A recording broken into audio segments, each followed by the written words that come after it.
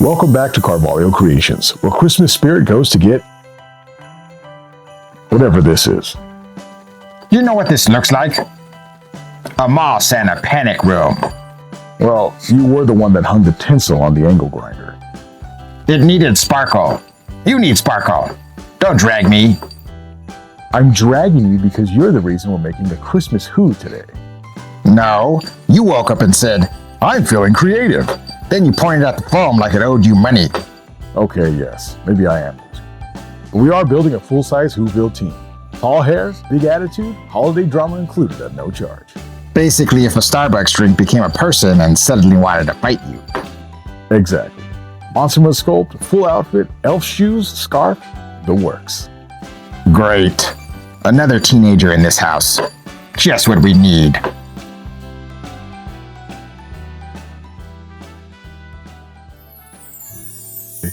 Happy holidays, everyone, and welcome back to Carvalho Creations. So in today's video, I'm going to be showing you guys how to create a Who from Whoville. And this is going to be such a fun project to do and to create a full display with all Whoville Dr. Seuss inspired stuff here. So I want to create these characters and bring them to life as we go. And you can't have Whoville without the Who's. So let's just talk about the design a little bit so you guys can follow along visually as we create this character. Now, the idea I had behind this is I love the 2000 version of How the Grinch Stole Christmas with Jim Carrey. It's such a cool look, the vibe, the characters they created. It's all over the top, and that's exactly what I'm going to be pulling from for today's video. Now, this is going to be a monster mode character, so he's going to be able to go outside. Now, the design for him, though, I don't know if it's going to be a female or male. I'm not quite sure yet. I'm going to play with that as I go here and see what I come up with. But I love all the layering that they do, all the different props and styles that they're putting together to create these costumes and these over-the-top looks.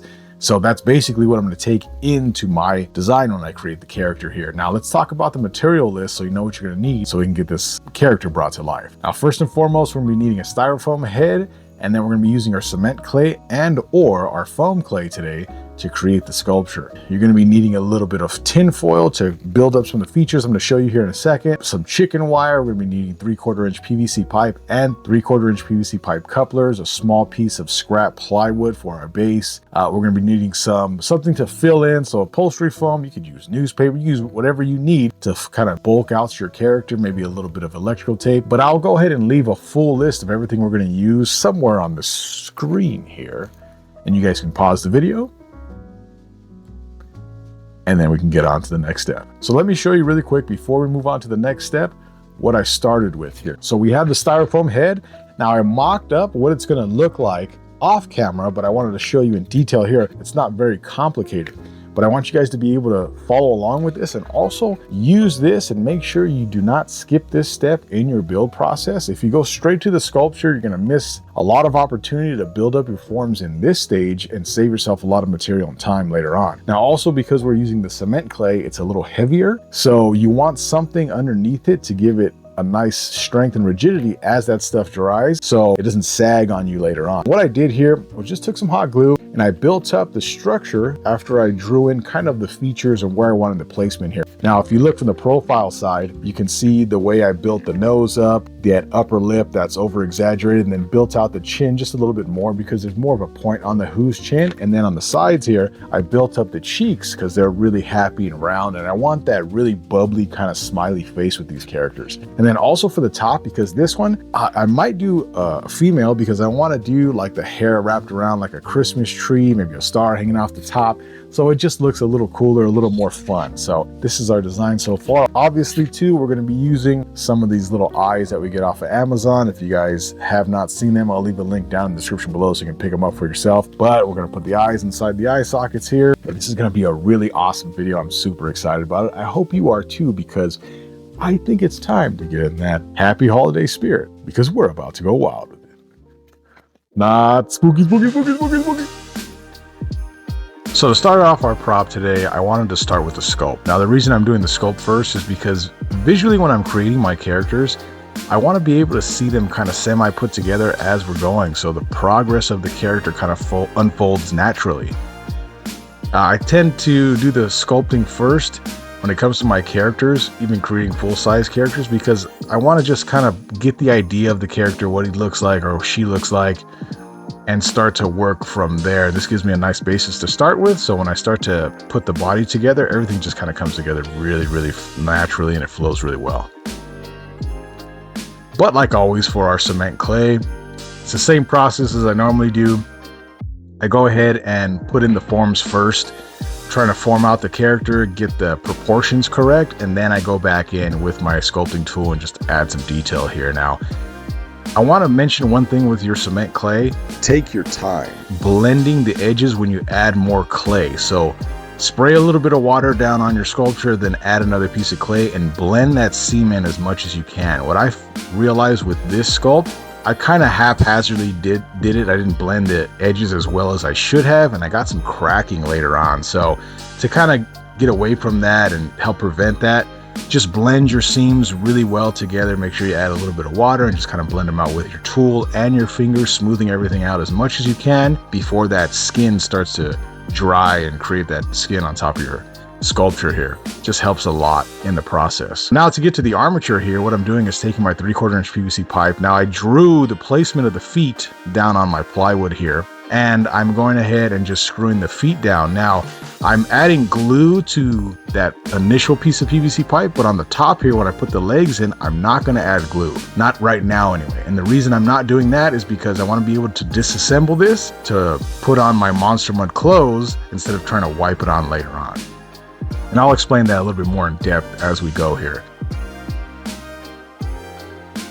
Now I'm just taking my heat gun and I'm bending the legs to get that position I want. Like I always talk about in my videos, I'm always trying to get the pose as cool as possible because that reads the most from your characters. Even though it's fun to do all the details and add the little bells and whistles, when it comes down to the fundamental characters that you're creating, you want the pose to look right, because from a distance, that's what people are going to see first, is that pose. So take your time with this process, make sure you get it down, have reference pictures, and of course, make sure that you're taking your time and making it look as realistic as possible. Now, always use this PVC pipe glue in the joints when you're working. Now, again, I'm not doing it for the arms, the waist, or the ankles here, because I'm going to be disassembling this in a later step to do the Monster Mud and make it easier for me. But here again, I'm just bending the pose into position, making it look as cool as I possibly can. And just to add a little bit more meat, just to start off with, pool noodle is the best option for this.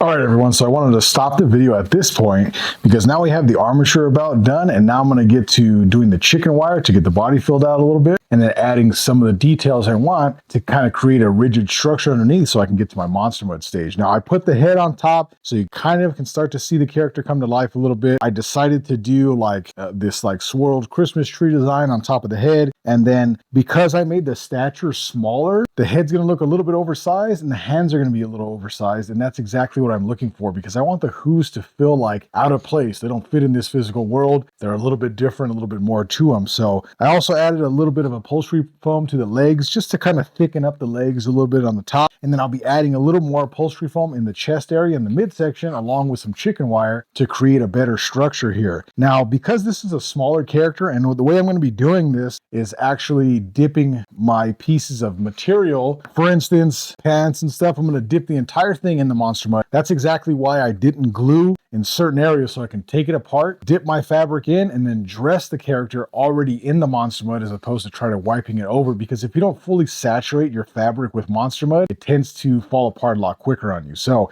if you are able to completely saturate your material, then dress your characters, they're going to be a lot longer lasting for you. So I did not glue it at the ankle joints, at the waist, and then also at the arms here. So I can take the arms out, dip the entire jacket in Monster Mud, put it back together, and then assemble the arms with my PVC pipe glue at that point. So everything's put together, nothing's tearing, nothing's stretching. It's going to be a lot easier, even though it may seem like more of a pain. If you do it this way, your characters will look flawless. So I wanted to stop, kind of give you some idea of where we're headed as far as the design and everything. Now, again, everything is going to be dipped in Monster Mud, so I'm going to paint all the fabric at the end to create Christmas colors I'm going for and the look that I'm going for. So just wanted to show you this stage really quick, but now why don't we go ahead and finishing up that chicken wire and getting to our Monster Mud. All right, to jump into our monster mud process, as you can see there, I disassembled the legs here, and now I'm just dipping those pants into the monster mud and then dressing. Now, again, I sped this up quite a bit. This is a pain. If you're working with monster mud in this fashion, it's going to be a little bit of work, so get ready for some frustration. And now that I have the monster mud pants on, now I'm using the PVC pipe glue and then putting it into place here. And now it's going to be super strong, and it's going to be a lot longer of a prop, a lot longer lasting of a prop, I should say, because we went ahead and did the monster mud and dipped those pants directly in the monster mud to get them completely saturated. Now, as far as the chicken wire here, I didn't show the process, but it's basically making a cone shape, or I'm sorry, a cylinder shape for the torso, and then I made a little flare out for the dress so I can just add my material over the top. Now that that's done, I'm just going to go ahead and take my expanding foam here and create my feet. I didn't want to have to add shoes to this character. A lot of times when you're adding actual shoes and you try to monster mud and screw them down, it weakens the connection on the base, and you don't want that. So it's better just to create them out of the expanding foam if you can. And for the hands here, I use the same technique I used in my pinhead video. If you guys haven't seen that video, I'll link it down in the description below so you can check it out. And then I'm using a little bit of expanding foam just to make sure they're completely sealed, that the hands are not coming off, and it's going to be there for as long as I possibly can have it there. Now, after that foam dried, I went ahead and carved some, basic elf shoes, and I'm just taking a little bit more monster mud and fabric and wrapping it around so it hard coats it. But this worked out perfectly. She came out great. I love the shoes on it. It just adds to the character.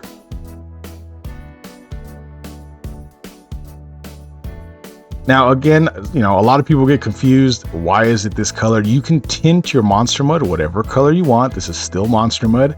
I just had leftover paint. This is what I decided to use because I'm going to paint everything anyway, so it's not a big deal. Also, for the hair here, there was a couple bald spots missing, so I took more of this wool foam or wool yarn that I'm using, and I'll link that down in the description below too, so you can check it out if you guys want to try it out.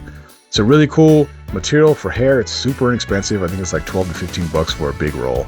And then because the jacket didn't saturate the monster mud the way I wanted to, because the material was a little more not as absorbent, I'm just going to go ahead and brush another coat on here just to make sure it's nice and covered.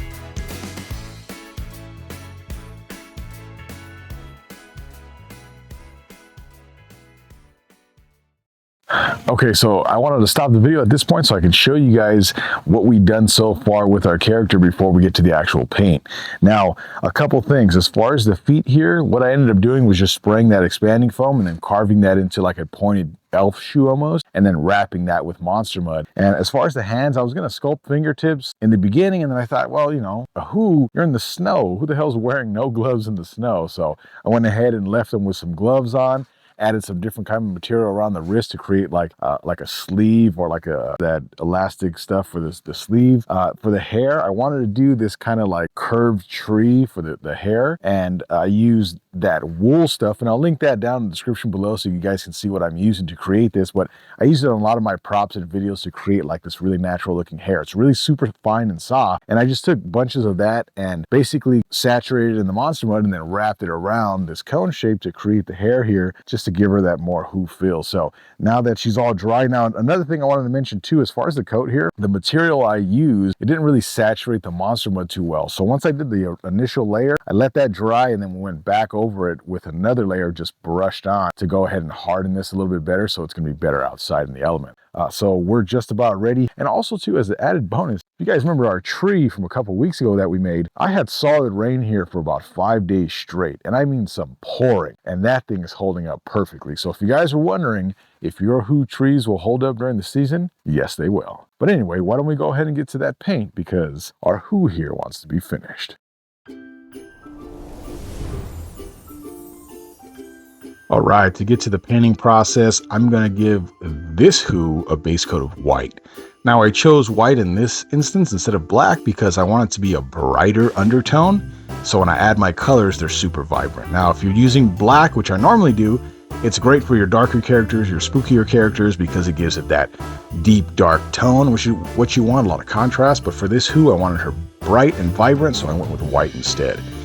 Now, a little tip here, if you're using an airbrush to paint your characters, you want to make sure you thin out your acrylic paints a lot. It's a lot better to thin out your acrylic paints and do like 2 or 3 layers of paint to get the right coverage, as opposed to trying to make it real thick and then you're getting clogging in your airbrush as you're working with it. It's a pain. So take the advice, thin out your paint a little bit more than you typically would, and then do a few layers. As you can see here, now that I've done a few layers on that green, it looks nice and vibrant, perfect. So we're jumping into the traditional Christmas red for the jacket. I thought this was gonna be perfect for the style, and I thought a lot about this color combination as far as how I wanted to make her look, and I just wanted her to be Christmas. So reds and greens, whites, stripes, that kind of deal, that's what I went for, and it worked out perfectly. This is one of my favorite characters I've made to date. If you guys like this Who, if you want to see more Christmas characters just like this, let me know down in the comment section below. And of course, if I made a Christmas Who, I'm gonna be making a Grinch. So if you guys are excited to see a full-size Grinch made by me, then stick around. Let me know down in the comments what you want to see. Maybe a pose, maybe a different character. Maybe you want to see other Dr. Seuss characters down the line. And I'd be completely open for that, so let me know down in the comment section below.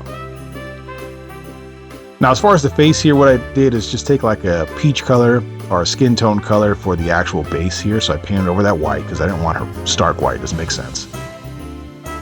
And then once this layer is completely done, and make sure it's fully painted, then I'm taking a wash. This is a wash of a rust color, so very, very thinned out paint. And I'm gonna go ahead and just brush it on there haphazardly and then use a dry, clean rag to dab any of the excess so it doesn't look real dark and dirty. But that way you get like a nice natural skin tone that feels more realistic. And then for the lips here, I'm just gonna be adding, again, this is a wash, it's not a straight paint, even though it may seem like that in this step. It's a wash of red paint, and then I'm taking, again, my dry rag and just dabbing away. And I also added some of the redness to the nose and the cheeks. Now, when you're doing that, make sure it's a very, very light wash because you don't want it to stain and then look like smeared blood on the face. You want it to kind of saturate in there and feel more like rosy cheeks. And then just adding a couple little details here with the eyebrows and the nose. Be gluing on some holiday fun little decor here to give the tree a little more character and ambiance, but this character is pretty much done. I hope you guys liked today's build. If you did, please let me know down in the comment section below. But until next time, happy holidays.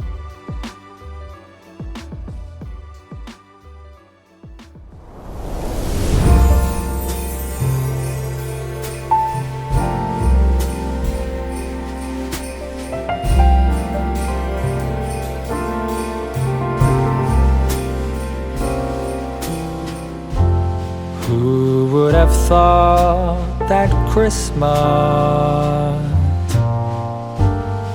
could bring tears to my eyes? Don't get me wrong, still enjoy full times. We're gonna sing this song. Look at the snow. And here she is, our psychotically festive Christmas Who. She looks like she knows what you got your mom last year and she's disappointed. She's cute though. Cute? She looks like she's about to walk into a room and say, I don't need rules, I need results. Anyway, if you enjoyed today's build, like, subscribe, and yada yada. Support the channel on Ko-Fi or buy me a coffee. The garage electricity bill alone is a crime scene. Please help. He's making me sand things again. Merry Christmas, everyone. And until next time, keep building things, stay creative, and don't forget to go wild with it. I'm Gio from Carvalho Creations, and I'll see you next time.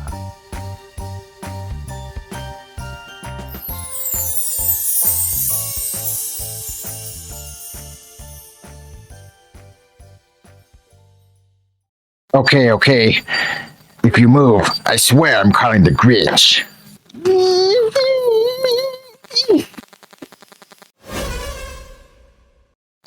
Nope, absolutely not. Goodbye. I'm relocating to Florida.